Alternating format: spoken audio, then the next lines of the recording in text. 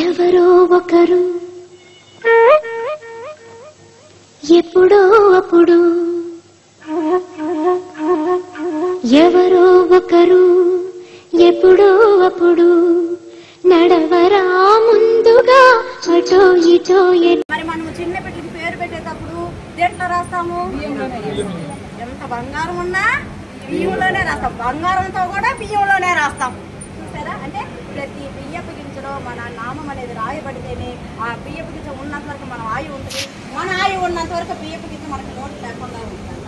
ఆఖరి బియ్యపు గింజ వరకు యముడు కూడా మన దగ్గరికి రాలేడు. ఏమైనా అయిపోయాయి అనుకోండి, వాడికి నోకలు చెల్లిపోయాయిరా, వాడు వెళ్ళిపోయాడు అంటే నోకలు ఉన్నంత వరకు మనం ఉంటాం, మనం ఉన్నంత వరకు నోకలు ఉంటాయి. అన్నదానం యొక్క గొప్ప రహస్యం ఏంటంటే నామ జపం ఖచ్చితంగా. కాబట్టి కోటి నామాలు చెప్పించినట్టేనన్నా మీకు ఖచ్చితంగా అందరికీ, మీ అందరికీ. ఎందుకంటే అన్నదానం లేకి గొప్ప దానం అన్నదానం అన్నారు. అన్నదానం కార్యక్రమం అందరం చేయలేరు, అవునా కదా? కోటి జీవులల్లా పూటికే తల్లి అలవటిస్తున్నాయి.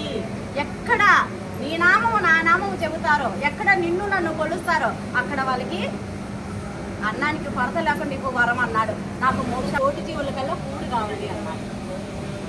మరి గొప్ప విషయంగా మరి ఆ కాశీనాయన మార్గాన్ని మీరందరూ నడుస్తున్నారంటే మీరందరూ కాశీనాయన వారసులు అన్నమాట. హర హర మహాదేవ గోవిందా. అమ్మ నాయన ఇలువ తెలుసుకోవారి, నువ్వు పైనుంచి ఊడి పడ్డావ జారి. అమ్మ నాయన ఇలువ తెలుసుకోవారి,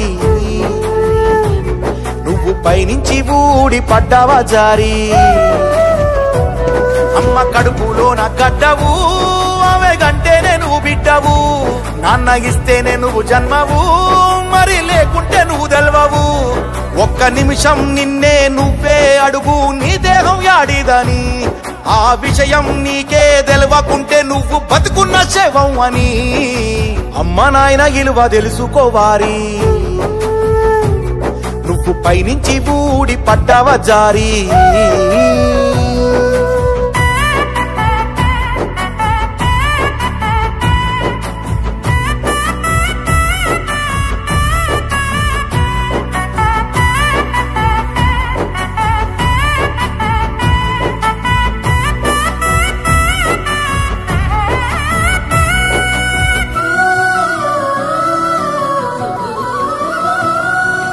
ఆకలైనప్పుడల్లా అడగకుండా అమ్మ పాలనిచ్చేరా.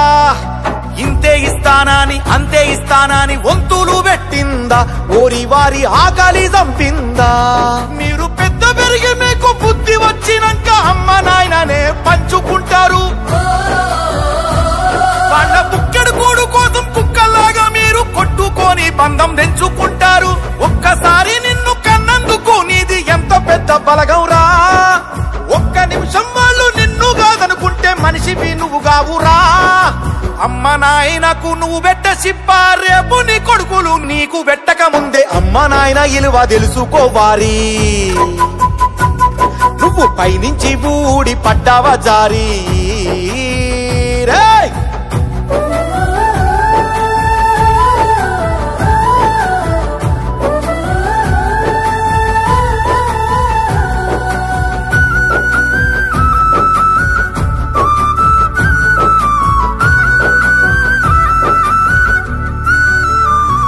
అమ్మ ఒడిలోన ఉన్నప్పుడు ప్రేమతోటి కడుపులో తన్నావురా. పెద్ద పెరిగి నీకు బుద్ధి వచ్చినాక కడుపును మార్చకురా. అవ్వ అయ్య భారం అనుకోకురా. అప్పుల పాలై నిన్ను చదివిస్తే అమెరికాకు పోయి మరిసిపోతావు.